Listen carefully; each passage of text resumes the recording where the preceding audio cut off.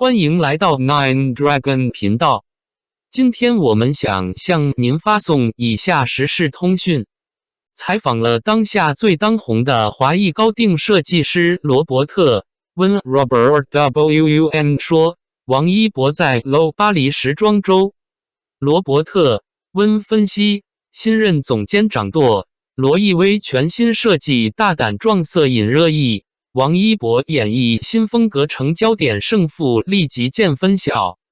创意总监 Jonathan Anderson 曾公开表达对王一博的欣赏，他不但以出色歌艺及舞技扬名国际，在演戏、赛车及时尚领域大放异彩，我们非常欣赏他多方面的创意才华，与罗意威的品牌特质完美呼应。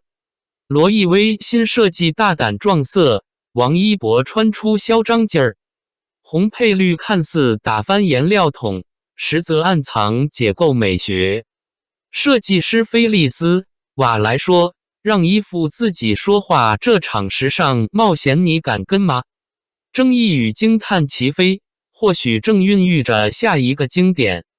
这罗意威的新设计真是让人有点说不上来的感觉，你们懂吧？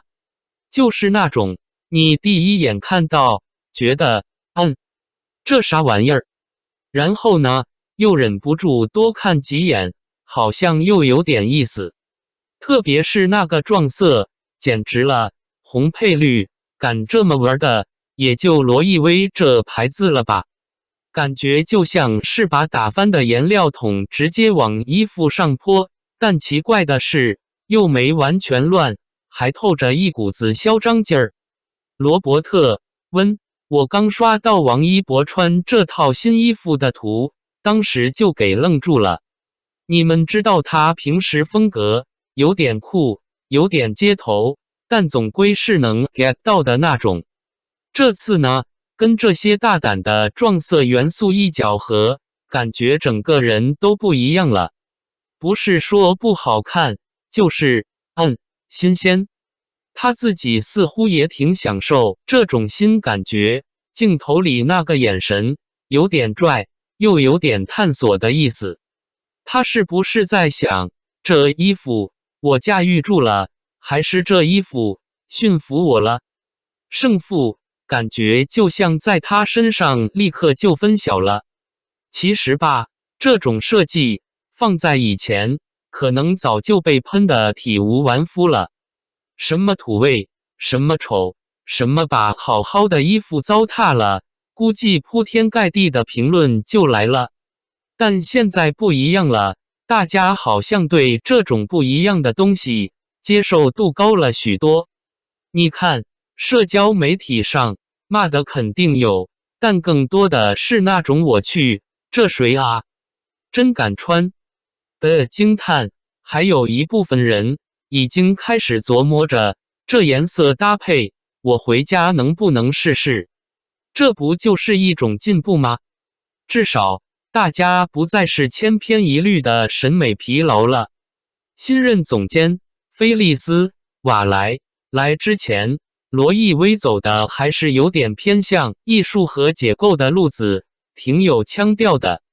但跟王一博这种自带流量和话题体质的人一结合，这种大胆的设计似乎一下子就有了引爆点。我猜啊，他们就是奔着这个效果去的，就是要制造话题，就是要让大家讨论，就是要让罗意威这个牌子再次站到风口浪尖。你看，这不就达到了吗？我刷到那个后台采访的片段，设计师本人笑得挺轻松的。他说，他就是想打破常规，让衣服自己来说话。他觉得时尚不应该被束缚，颜色和形状都可以是情感的载体。而且他特别提到了，他希望年轻人能够通过穿着找到自己内心的色彩。听起来是挺有道理的，但是不是每个人都能理解这份内心的色彩有多么奔放。我记得之前罗意威出过几次比较有争议的设计，比如那个麻袋风的包，还有一些廓形夸张的单品。当时也挺多人吐槽的，觉得品牌是不是飘了？但你看，时间过去，那些东西反而成了品牌的经典之作，被很多人追捧。所以，现在这个撞色系列会不会也走上这条路？我不敢打包票，但这种敢为人先的劲儿确实值得关注。罗伯特·温说，王一博这次的演绎也确实是关键。他个人的时尚影响力太大了，他穿什么，很多人就想学什么。他这次这么放得开，把这套衣服的野和裤都给撑起来了，这本身就是一种时尚话语权。他不是简单的把衣服穿上，他是把衣服穿成了他自己，或者说是他身上一种新的可能性。这种能量是很可怕的。大家还在讨论，说这设计是不是太用力过猛了？我倒觉得，有时候时尚就是要有点过猛。你太保守、太安全，就没法留下深刻的印象。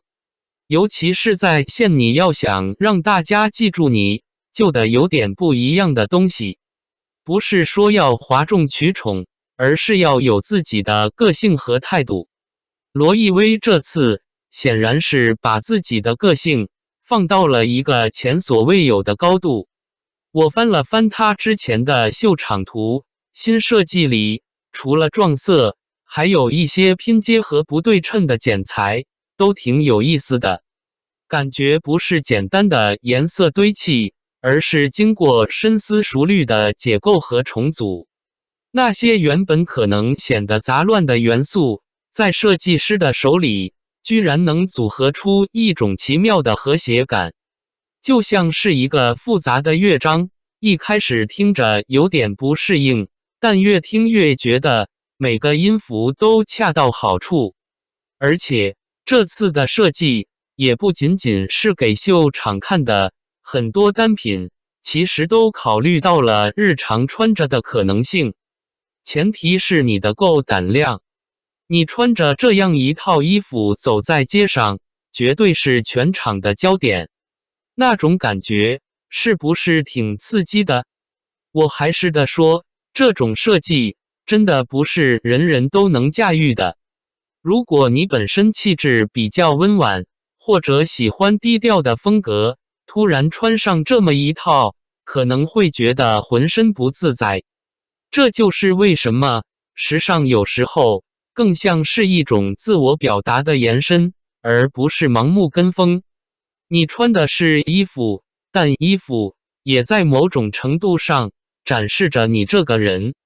王一博这次算是给那些还在犹豫的人打了个样，他用自己的影响力把这种可能性的门打开了。下一步就是看其他人敢不敢跟着跨进来。或者说，他们能不能找到属于自己的那种撞色和解构的风格？我看到有人在评论区说，这就像是一场时尚的大冒险，要么成为引领者，要么成为旁观者。我觉得这个说法挺形象的。你敢不敢，就是这一步之间的距离。罗伯特·温，我还在想，这股子大胆撞色的风会吹多久？它会不会真的成为一种新的潮流，还是昙花一现？而且，罗意威接下来的动作会不会也延续这种风格，还是又会玩出什么新花样？这些都挺让人好奇的。所以，你说这次的设计到底有没有赢？是品牌赢了，是设计师赢了，还是王一博赢了？又或者是所有敢于尝试、敢于表达自己的消费者赢了？这场关于颜色的游戏才刚刚开始。感谢您观看视频。